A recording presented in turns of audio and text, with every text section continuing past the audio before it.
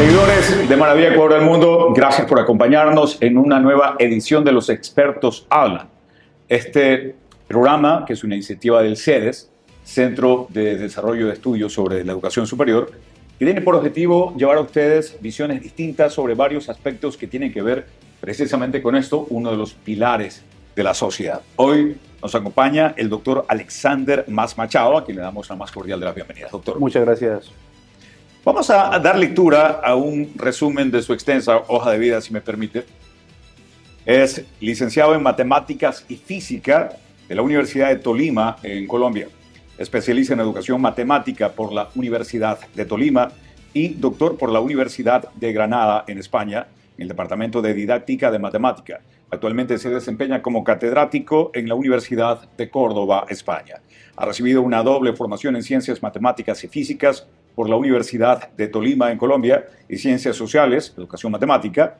Todo ese trabajo ha dado lugar a varios capítulos de libros y artículos en revistas indexadas en CSCI y en Scopus. Tiene 3 sexenios de investigación y 3 quinquenios docentes. Director del Grupo de Investigación, Matemáticas, Educación y Sociedad del Plan Andaluz de Investigación, Desarrollo e Innovación desde 2016. Coordinador del Grupo de Investigación en Historia de las Matemáticas y Educación Matemática de la Sociedad Española de Investigación en Educación Matemática desde 2003 hasta 2013 y de 2017 a 2022.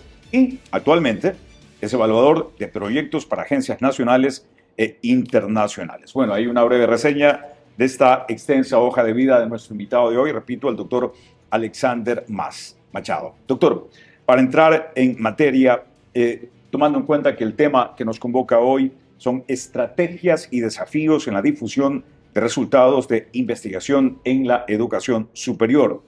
¿Cuál cree que usted es la importancia real? ¿En qué radica la importancia de que se difundan estas investigaciones? Pues mira, la importancia radica en muchos aspectos, ¿no? El principal es que permite que se amplíe el conocimiento científico. Esa es la función de la investigación y lo que hacemos los investigadores, pues, se incorpora a la ciencia. Eso permite de que otros colegas puedan partir y tomar los datos que hemos obtenido y los cotejen, puedan ver si se adaptan a sus condiciones. También les permite, en cierta medida, crear nuevas líneas de investigación. Muchas veces tiramos de lo que ha dejado otro investigador para ello. Eso en el sentido general del conocimiento por el conocimiento. Pero también hay otra función importante y es resaltar la propia institución en la cual se hacen las investigaciones. Las instituciones en las que trabajamos nos dan apoyo, nos dan recursos, infraestructura. Y al difundir la información en los canales científicos, pues se hace que se valore la universidad, o adquiera un estatus académico y científico. Y la universidad, en esencia, lo asume de buena manera porque debe captar cosas. A partir de esos datos, la universidad capta alumnos, capta convenios, capta fondos, porque la investigación requiere fondos económicos y la universidad se encarga de captarlos. Entonces, el difundir y ver que una universidad es prestigiosa, que sus investigadores difunden eso, pues repercute en ellos. Y luego ya viene la parte personal del propio investigador, que eso repercute en su bagaje científico, en ocasiones en su currículo, y es el fin de la carrera investigadora, ¿no? Hemos estudiado para ello y lo transmitimos. Creo que es esencial y fundamental difundir. De otra parte, es bueno transmitir a la sociedad de que trabajamos. Ahí está la idea errónea que tienen la sociedad de que los profesores solo damos clase y nuestra labor es la clase. Y no, hacemos más que eso. Investigamos y entonces transmitimos y mostramos que es un trabajo y que no es un trabajo individual, sino que está apoyado por grupos, por compañeros. Creo que en esencia esos son los aspectos más importantes que hay para esta situación. Es decir, en lo institucional, sobre todo para universidades de países en vías de desarrollo, esta pudiera ser una manera, una forma eficaz de hacerse visible. Sí, desde luego que es así. Además, porque esto permite que establezca vínculos, convenios con otras instituciones, es decir, permite que destaquemos en nuestras instituciones para que somos fuertes. Somos fuertes en bioingeniería, en educación ambiental, es decir, ¿cuáles son los campos fuertes? Y eso nos permite tener que buscar pares que estén interesados en investigar lo mismo que nosotros, ¿vale? Entonces, es importante, las universidades en vía de desarrollo, pues poder cotejar y compartir investigaciones con otros investigadores, traerlos, llevarlos, Y claro, ahí se generan sinergias donde buscamos lo que nos interesa en común. Y entonces es una muy buena manera de establecer este tipo de vínculos. Por lo tanto, creo que es una función importante de la universidad. Ahora, ¿qué estrategias se pueden implementar para ubicar los canales más adecuados? Para que la investigación que yo desarrollé pueda llegar a más destinos y ser más efectiva. Claro, yo creo que en muchos sitios la mayor deficiencia está en que que desconocemos realmente esos canales, ¿no? Y eso en los cursos de formación de los nuevos investigadores debería ser básico y fundamental. Saber dónde tengo que publicar. Evidentemente las revistas científicas. Y las revistas científicas, pues encontramos las indexadas de alto impacto, pero ahora con los acuerdos de DORA y COARA, pues se nos invita a publicar en revistas no indexadas, sino que se evalúe la investigación por sí misma. Hay muchos más canales, las publicaciones abiertas, los repositorios institucionales. Es decir, hay que darle visibilidad a todo lo que hacemos, es decir, mostrar que hacemos cosas. Y creo que esos son los canales que deberíamos utilizar. Se habla mucho de democratizar las investigaciones y en este sentido las plataformas de acceso abierto probablemente sean una buena alternativa. ¿Qué tan útiles usted las considera en esto de la difusión de la investigación? Sí, es básico y fundamental porque limita los problemas de acceso de determinados sectores de la población y más en sectores en vías de desarrollo que no cuentan con los recursos para pagar suscripciones a revistas de alto costo. Entonces los repositorios permiten que la ciencia está al alcance de todos. Todos podemos acceder a un repositorio. Normalmente las universidades tienen su propio repositorio en donde depositamos allí nuestras investigaciones, nuestras tesis, los artículos, si no en el formato de publicación, por lo menos en el preprint. Y eso permite que haya un acceso. Aparte de las universidades, hay repositorios especializados sobre áreas temáticas, hay sobre física, sobre matemáticas, entonces depositar allí. Entre más sitios esté depositada la información, hay más facilidades de acceso. Y eso se democratiza, tenemos todos acceso a ello. Ya no tenemos que acudir a una biblioteca o porque los fondos estén en una universidad europea. Simplemente por internet podemos acceder a ello y eso es muy bueno para la ciencia. Ahora, usted mencionaba hace rato que el investigador no es solo investigador y que el docente no es solo docente. Son una especie de super ser humano que tiene que hacer muchas cosas con tiempos reducidos, con recursos reducidos. ¿Cuáles son, entre otros, ya he mencionado un par probablemente, los desafíos que enfrenta el investigador?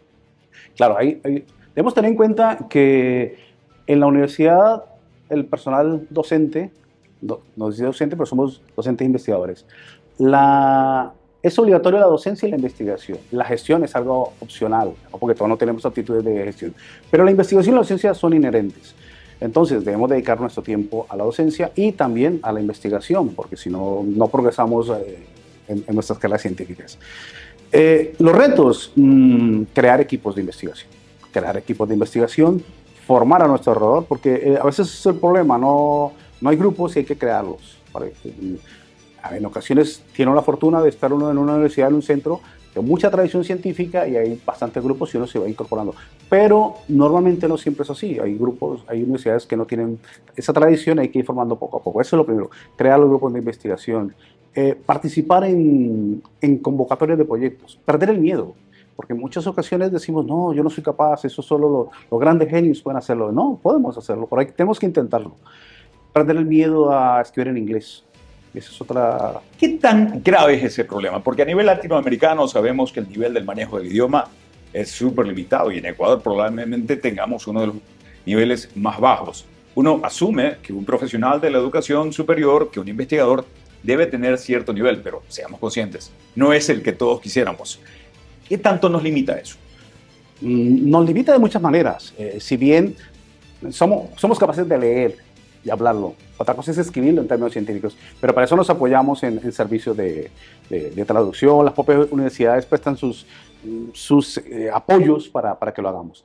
Y es fundamental porque realmente el lenguaje de la ciencia es el inglés, no nos podemos negar. Si yo quiero llegar a un público más amplio, a difundir mis investigaciones, no me puedo quedar en mi entorno local, sino me interesa que trascienda. Porcentualmente, ¿qué tanta información útil y contrastada que podemos encontrar en la red está en inglés?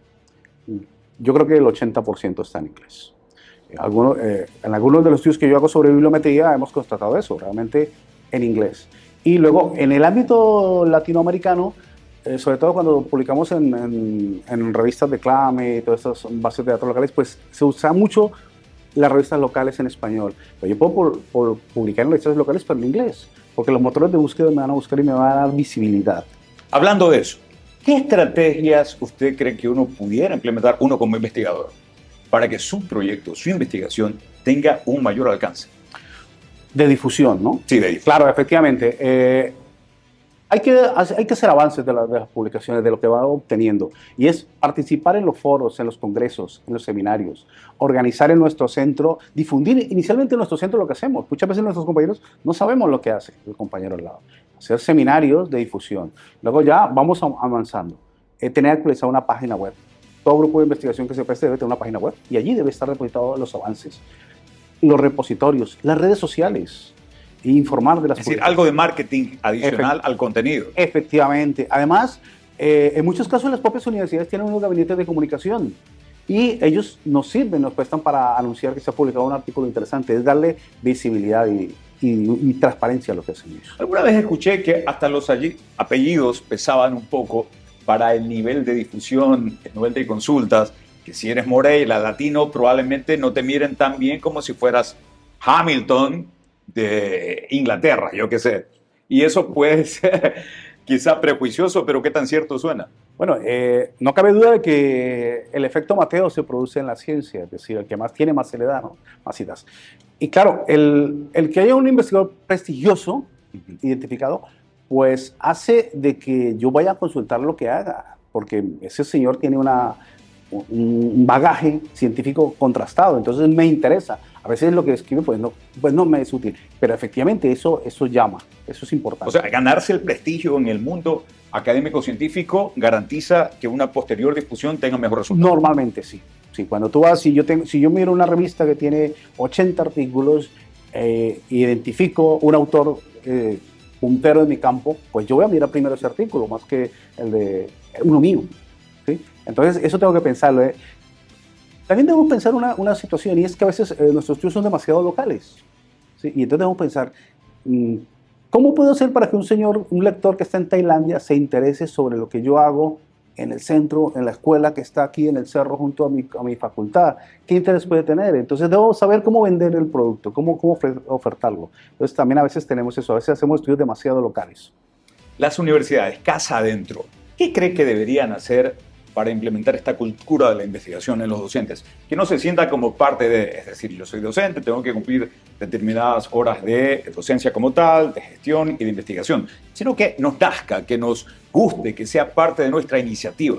Claro, yo creo que eso tiene que ser, tiene que salir de una manera natural, que no se vea como forzado, porque somos, nuestra tradición latina, cuando nos forzan como que no queremos hacerlo, ¿no? Entonces debe fluir más de manera natural. Ponemos necios. Efectivamente. Yo creo que implementar jornadas de divulgación, pero empezando a nivel de pregrado y de posgrado.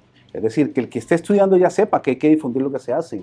Los trabajos de maestría, hacer jornadas internas de difusión, ir mostrando esa cultura.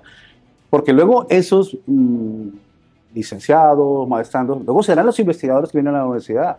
Entonces hay que siempre ir desde las bases. Eso es. Y también fomentar que la propia universidad tenga un canal de difusión de los resultados de sus investigadores, que exalten la labor, que digan, muy bien, hoy sale en nuestra página web, han publicado un artículo en determinada revista de impacto y resaltarla. Yo creo que eso es importante. Doctor, sobre este tema, algo que siempre me ha llamado la atención, no sé si sea su área de estudio, igual le pregunto. ¿Hasta qué punto uno como investigador es el dueño a nivel de propiedad intelectual de su trabajo? ¿Y qué tanto se comparte esto con la institución a la que me debo y que probablemente sea auspiciante de alguna forma en lo que yo he hecho? Bueno, es relativo porque cuando trabajamos en una institución universitaria, la universidad es parte propietaria de los dos. O autora, pudiéramos decirlo. Efectivamente, la universidad va allí. Eso lo vemos con las patentes. Ahora bien, cuando el proyecto involucra empresa privada, pues hay que establecer los convenios. Estamos hablando en resultados de tipo tecnológico, que muchas veces es más difícil y más delicado por las implicaciones económicas. Pero a nivel, por ejemplo, de ciencias humanas, ciencias sociales, que son los artículos, Claro, hay muchas alternativas como las Creative Commons, que tú no pierdes los derechos, se publique, pero sigues teniendo los derechos, ¿no? Además, por ejemplo, en el caso de España, pues las propias convocatorias te preguntan y te exigen que tiene que estar en difusión en abierto. Entonces, el estar en abierto, ya tú no estás perdiendo los derechos según lo de las revistas. Pero es un tema a veces bastante delicado y que tiene que quedar muy claro desde que se inician las investigaciones. ¿Qué tan complicada la tiene un investigador de países en vías de desarrollo versus a los del primer mundo? ¿Cómo superar esas barreras que pudieran ser reales o a veces hasta mentales? Bueno, yo creo que eso se supera con los convenios, contactar y el trabajo con pares externos. Porque en cierta medida la diferencia es el acceso a recursos en muchas ocasiones, que no se disponen o de los laboratorios adecuados o al acceso a determinadas bases de datos. Y entonces el trabajar con investigadores de fuera pues nos da esa otra visión. Y también hay que ser consciente que culturalmente somos distintos. Y entonces la forma de trabajo, la disciplina, el rigor a veces no calza. Entonces hay que aprender a tener esa... Pero el latino, sin embargo, como que se adapta rápido cuando llega a otras formas de trabajo. Sí, sí, se adapta, sobre todo en el sentido de que al venir de escasez de recursos, cuando encontramos muchos recursos, pues estamos felices y queremos aprovecharlos y rentabilizarlos al máximo. Eso es importante, pero sí, hay que buscar redes. Y además ahora el trabajo científico se hace en redes. Podemos empezar con las redes, no solamente de fuera, podemos hacer nuestras redes internamente en el país. Da la impresión de que antes las universidades eran un poco más islas y que la globalización, dentro de lo positivo que tiene, ha traído que haya cada vez una participación masiva a nivel de fondos concursables, por ejemplo.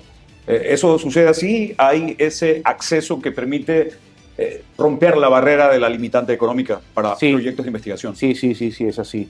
Yo recuerdo hace 30, 40 años que los artículos no se publicaban avances de la investigación hasta que no estaban publicados totalmente porque había temor de los que... Ahora nosotros compartimos, antes de publicar un artículo compartimos con colegas para que nos den su opinión. Entonces sí, la globalización ha permitido eso.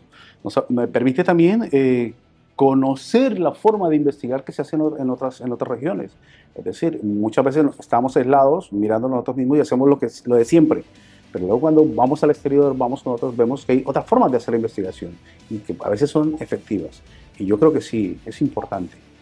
Doctor, tenemos una población de docentes muy joven, afortunadamente.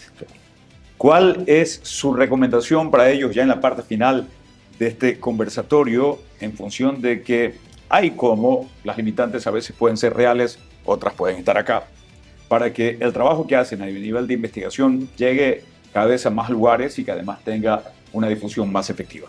Sí, yo creo que una cosa importante es hacerles ver de que la investigación no se hace de manera individual. Esa idea que tenemos, ese falso mito del científico solo allí trabajando, eso no existe, eso ya no. Ahora trabajamos en redes. Entonces, el típico científico loco metido en un laboratorio. Eso no existe, es rarísimo. Aunque quedan algunas áreas de conocimiento en donde lo normal es publicar individualmente, pero en el resto no. Entonces, lo primero es que hay que hacerle ver de que hay que trabajar en equipo, de que hay que trabajar en grupo. Y eso requiere unas capacidades y unas habilidades que hay que desarrollar, comunicativas, de organización. Y luego, enseñarle la importancia de investigar. Es decir, para él como investigador en su futura carrera, para la institución y, como no, para la sociedad, debemos devolver lo que recibimos. Entonces, es importante que se empiece de joven. Y sobre todo, que deben tener en cuenta que para las publicaciones, porque cuando están empezando lo que piensas, ¿dónde publico para mejorar el currículum? Es que sin investigación, si no se hace una investigación, no se obtienen datos. Y si no tengo datos, pues no voy a tener artículos. No puedo dar el salto directamente, sino que tengo que hacer todo el proceso. Y a veces es un cambio de mentalidad. Y creo que eso es lo más importante. Yo me quedo con eso último, un cambio de mentalidad.